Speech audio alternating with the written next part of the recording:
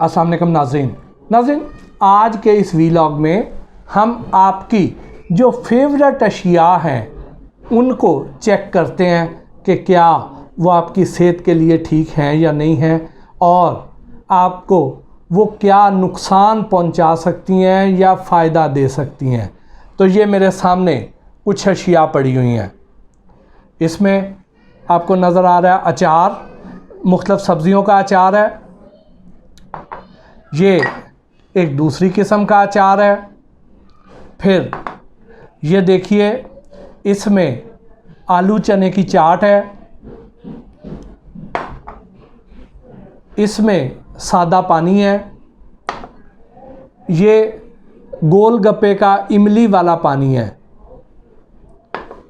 उसके बाद इसमें आम सोडा वाटर है, यानी कार्बोनेटेड ड्रिंक है। अब हम इनको बारी बारी चेक करते हैं। चेक कैसे करना है, ये देखिए कि ये मेरे पास एक छोटी सी किताब है। किताब है जी पीएच पेपर हैं जिसमें। इस किताब में पीएच पेपर हैं जिनकी ग्रेडिंग है 1 से लेकर 14 तक। अगर मैं इसको खोल के आपको दिखाऊं तो इसमें ये जो येलो कलर के पेपर्स हैं ये बेसिकली पीएच पेपर्स हैं जो किसी भी खाने की तेज़ाबियत को चेक करके बताते हैं। यहाँ पे उसका स्केल दिया गया है जिसमें जितनी ज़्यादा तेज़ाबियत होगी यानी पीएच वैल्यू जिसकी कम होएगी वो इस तरफ आ जाएगा कि यानी सबसे ज़्यादा जिसमें तेज़ाबियत पाई जाती है या पीएच वैल्यू जिसकी कम होती है वो 1 नंबर पे आता है, और जिसकी तेज़ाबियत जिसमें नहीं होती है वो इस तरफ आगे चलते जाते हैं। ग्रीन तक सेफ़ हैं, ग्रीन से ऊपर भी नुकसानदेह है, वो असासी नौइयत के हैं, और उससे नीचे जो है वो तेज़ाबी नौइयत के हैं। अब हम इनको चेक करते हैं जी। इसमें से हम एक एक पेपर फाड़ते जाएंगे और ज़रा चेक करते जाएंगे, फिर आपको मैं बताता हूँ कि क्या है जी। हमने इसको खोला, इसको खोल के, और कोई मुश्किल तरीका नहीं है, ऐसे डिप किया। डिप करने के बाद उसको थोड़ी देर ऐसे रखें, को 4-5 सेकंड के लिए, 6 सेकंड के लिए ऐसे रखें उसको। उसके बाद ये जो चार्ट दिया गया है इसके साथ उसकी रंगत कंपेयर करें आप। ये देखिए कि जो 4 नंबर है उससे ये गाढ़ा है और 3 नंबर के करीब है, ठीक। तो यानी इसकी जो पीएच वैल्यू होगी वो 3, सवा 3 के करीब होएगी। यानी इसका मतलब ये है कि इसकी तेज़ाबियत इसमें बहुत ज़्यादा है। आगे आ जाइए, एक और पेपर उसमें से निकालते हैं, पीएच पेपर, और अब हम दूसरे को चेक करते हैं जी। इसको भी इसी तरह हमने बस डिप करना है। थोड़ी देर इसको होल्ड किए रखना है ताकि जो भी रिएक्शन होना है वो हो जाए। उसके बाद फिर इसको भी चेक कर लेते हैं जी।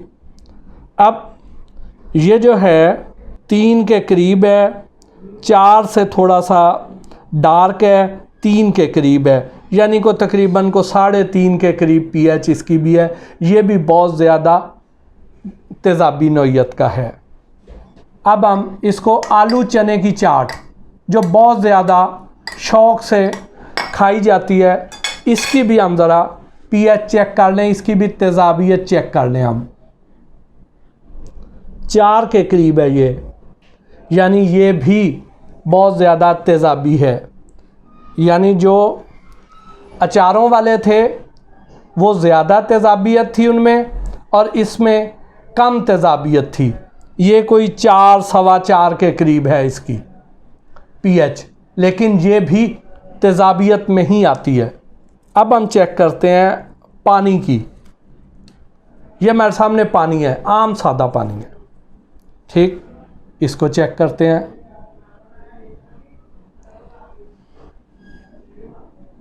और इसको भी थोड़ी देर दे दें, इसको भी देख लीजिए।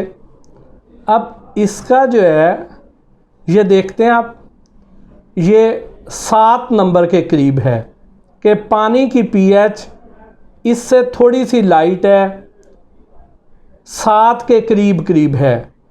पानी की नॉर्मल पीएच होती है 6.5 से 7.5 के दरमियान। तो यहाँ पे जो आ रहा है वो 7 के करीब पानी है। जिस जगह पे मैं बैठा हूँ यहाँ का पानी, उसकी पीएच तकरीबन 7 के करीब है। अब ये भी देख लीजिए। अब हम देखते हैं कि ये जो पानी है इमली आलू बुखारे वाला, इसकी ज़रा तेज़ाबियत चेक करें।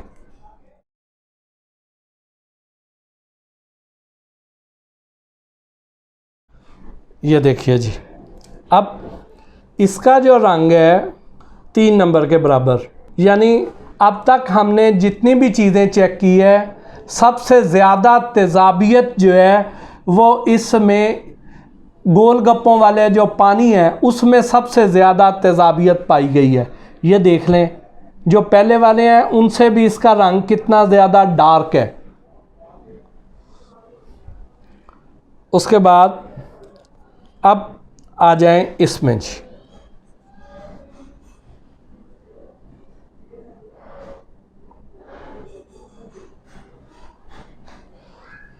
इसकी जो है ये 4 के करीब है जी, 4 से थोड़ी सी कम, 4 से थोड़ा सा ये डार्क है। अब ये भी देख लीजिए। अब ये मैंने किया क्या है, अब इसकी तरफ आ जाएं। तो उससे पहले आपको मैं ये बता दूं कि अगर आप भी किसी भी खाने में किसी भी लिक्विड की, किसी खाने की तेज़ाबियत चेक करना चाहें तो ये पीएच पेपर 100-120 रुपए की मिल जाती है, किसी भी दुकान से मिल जाती है। तो आप किसी एक टेस्ट को करने के लिए आप इसमें ये 100 कागज़ होते हैं, तो आप किसी भी खाने की पीएच चेक करना चाहें तो ₹1.20 उसकी आपको लागत आएगी। तो आप बासानी चेक कर सकते हैं कि इसमें तेज़ाबियत का लेवल कितना है। जब आपने ये चेक कर लिया तो अब अगला सवाल ये है कि इससे होता क्या है, ये तेज़ाबियत होती क्या है। ये जो खानों की तेज़ाबियत की मैं बात कर रहा हूँ, ये हमें नुकसान किस तरह पहुँचाती है। तो उसके लिए सबसे पहले आपको मैदे की साख्त को समझना होगा कि हमारा जो मैदा होता है, मैदे के अंदर ऑलरेडी हाइड्रोक्लोरिक एसिड होता है यानी तेज़ाब होता है, और मैदे की जो पीएच वैल्यू होती है वो होती है 1.5 से 3.5। यानी आप ये देख रहे हैं, ये जो चार्ट है तो उसमें जो सबसे ज़्यादा तेज़ाबियत वाली चीज़ है वो है एक नंबर पे सबसे ज़्यादा तेज़ाबियत होती है। तो 1.5 से 3.5 के दरमियान तेज़ाबियत मैदे की पहले से होती है। मैदा ग़िज़ा को कैसे हज़म करता है कि जब भी ग़िज़ा मैदे के अंदर जाती है तो मैदा तेज़ाब रिलीज़ करता है, ग़िज़ा को वो असेस करता है कि ये किस किस्म की ग़िज़ा है, ये गल रही है या नहीं गल रही है, उसकी मुनासबत से तेज़ाब रिलीज़ करता है। अब जैसे कुछ अशिया हैं, कुछ खाने ऐसे हैं जो ज़्यादा देर से हज़म होते हैं। मसलन अगर हमने सिर्फ गोश्त खाया है तो गोश्त तो बहुत देर से हज़म होगा। इसी तरह ही जो बहुत ज़्यादा तली हुई अशिया हैं, और आपको मैंने मुख्तलिफ वीलॉग्स में बताया है कि हमारा ऑयल या घी भी किस तरह का है। तो अगर उसमें ये खुराक जब तली हुई हम खाते हैं तो ये भी मैदे में जाके बैठ जाती है, ये भी जल्दी हज़म नहीं होती है। इनको भी हज़म करने के लिए मैदे को बहुत ज़्यादा मुशक्क़त करनी पड़ती है, बार बार उसको तेज़ाब रिलीज़ करना पड़ता है, और उसकी वजह से मैदे की तेज़ाबियत का लेवल बहुत बढ़ जाता है। अब ये जो मैदे के अंदर इतना ज़्यादा तेज़ाब होता है तो मैदे को अंदर से ये नुकसान क्यों नहीं पहुंचाता। यही तेज़ाब अगर हमारी स्किन पर गिरे तो हमारी स्किन को तो जलाकर रख दे, लेकिन वो मैदे को अंदर क्यों नुकसान नहीं पहुंचाता? क्योंकि अल्लाह ताला ने मैदे के अंदर एक प्रोटेक्टिव लेयर लगाई होती है, एक हिफाजती तय होती है उसके अंदर, और अब उस हिफाजती तय की वजह से मैदे की अंदरूनी स्किन को नुकसान नहीं पहुंचता उस तेज़ाब की वजह से।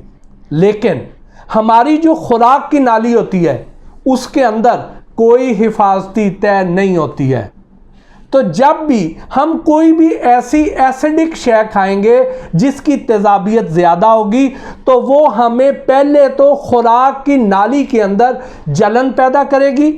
कई बार ऐसे होता है कि आप खाना ऐसा खाते हैं तो आपको ऐसे लगता है कि मैदे में से तेज़ाब जो है वो वापस मुंह की तरफ आ रहा है, तो उसकी वजह ये होती है कि वहाँ पे एसिडिटी यानी तेज़ाबियत का लेवल बहुत ज़्यादा बढ़ जाता है। तो वो जैसे ही हमने बहुत ज़्यादा खाना खाया होता है और तेज़ाबियत से भरपूर खाना खाया होता है, तो जैसे ही उसमें हमें डकार आएगा, वो डकार के साथ वो तेज़ाब जो है वो तेज़ाबी मादे वापस सीधा गले तक आएंगे और उसके बाद हमारी तबीयत बहुत देर तक तकलीफ़ का शिकार रहेगी। उसके बाद अब अगर हमारे बेहतियातियों की वजह से बाज़ ऐसी अद्वियात भी हैं जो हम सर दर्द के लिए ले लेते हैं, जो हम थकन दूर करने के लिए ले लेते हैं, जिन्हें हम non steroidal anti inflammatory drugs कहते हैं, वो अद्वियात भी मैदे के अल्सर का बायस बनती हैं। हमारी खुराक की बेहतियातियाँ भी मैदे में अल्सर का बायस बनती हैं। और अगर हम इस तरह की जो तेज़ाबियत से भरपूर शय हम खा लेंगे तो वो उस अल्सर को और ज़्यादा बढ़ा देगी। उसके बाद वो फिर ठीक हो ही नहीं सकता जब तक हम ये तेज़ाबियत से भरपूर अशिया खाना ना छोड़ें, और उसके बाद भी बहुत मुश्किल से वो मैदे का अल्सर ठीक होता है। फिर खुराक की नाली जहाँ मैदे के साथ जुड़ती है तो वहाँ पे भी बाज़ औक़ात बहुत ज़्यादा ये ख़राबी का बायस बना देती है। और हम अपने तौर पर जो टोटके करते हैं वो क्या करते हैं कि हमें तेज़ाबियत हो रही है तो हम नींबू पानी इस्तेमाल कर लेते हैं। भाई लेमन जो है वो तो ऑलरेडी एसिडिक है, वो तो पहले से ही तेज़ाबी नौइयत का है, तो उसकी वजह से तेज़ाबियत और ज़्यादा बढ़ जाती है। बाज़ लोग क्या करते हैं कि दूध सोडा बना लेते हैं। अब जो पानी की जो एसिडिक वैल्यू है, पानी को हम तकरीबन दरमियान में समझ लेते हैं, ना ही ये असासी नौइयत का है ना ही तेज़ाबी नौइयत का है, इसको हम बैलेंस कह सकते हैं। अब दूध जो है वो इसकी निस्बत थोड़ा सा ज़्यादा तेज़ाबी नौइयत का होता है, और अगर उसमें हम सोडा भी डाल दें जो बहुत ज़्यादा तेज़ाबी नौइयत का है तो उसकी तेज़ाबियत और ज़्यादा बढ़ जाएगी, तो फिर हमें बजाय फ़ायदे के और ज़्यादा नुकसान हो जाएगा। तो हम ये जो इस तरह के बाद में टोटके आजमाते रहते हैं तो उससे कहीं ज़्यादा बेहतर नहीं कि हम ये जो चटपटी, ये जो इस तरह की ज़बान के चस्के की खातर हम ये जो तेज़ाबी नौइयत के खाने हैं ये ना खाएं, ताकि ना ही हम मैदे का तेज़ाबियत का लेवल बढ़ाएं, ना ही खुराक की नाली को डैमेज करें और ना ही मैदे को डिस्टर्ब करें, ना ही खुद तंग हो। इस तरह के हम ज़बान के चस्कों की खातर हम कुदरत के उन अनमोल तोहफ़ों को तबाह बर्बाद कर लेते हैं जिसके लिए हमारे जिस्म के ये आज़ाब बने ही नहीं होते हैं। इसकी मिसाल आप ऐसे ले सकते हैं कि आपकी जो गाड़ी है वो पेट्रोल इंजन वाली है, आप उसमें डीज़ल डाल देंगे तो क्या होगा, वो गाड़ी डीज़ल के लिए तो नहीं बनी। तो अब यही हाल हमारे साथ होगा कि हमारे जो जिस्म के अज़ा है ये एक ख़ास किस्म की बैलेंस किस्म की खुराक के लिए डिज़ाइन किए गए हैं। हम मुख्तलिफ़ चस्कों की खातर, ज़बान के चस्के की खातर जब इन अज़ा को तबाह कर लेते हैं तो करोड़ों रुपए लगा के भी हम उसको बाद में रिप्लेस नहीं कर सकते हैं। हालांकि अगर आपकी गाड़ी का इंजन तबाह भी हो जाए तो आप जाएंगे को 80,000 लाख रुपए का नया इंजन ले आएंगे, लेकिन अगर आपने अपने जिस्म का कोई ऑर्गन तबाह कर लिया तो आप करोड़ों रुपए हाथ में लेके भी फिरते रहें। तो वैसी शय आपको नहीं मिल सकती जो अल्लाह ताला ने आपको मुफ्त में दे दी थी। तो खुदारा अपने इन ज़बान के चस्कों की खातर अपने जिस्म का, अपनी सेहत का बेड़ा गर्क ना कीजिए। इसके साथ ही आज के इस व्लॉग से अपने मेज़बान मोहसिन भट्टी को इजाज़त दीजिए। अल्लाह निगहबान।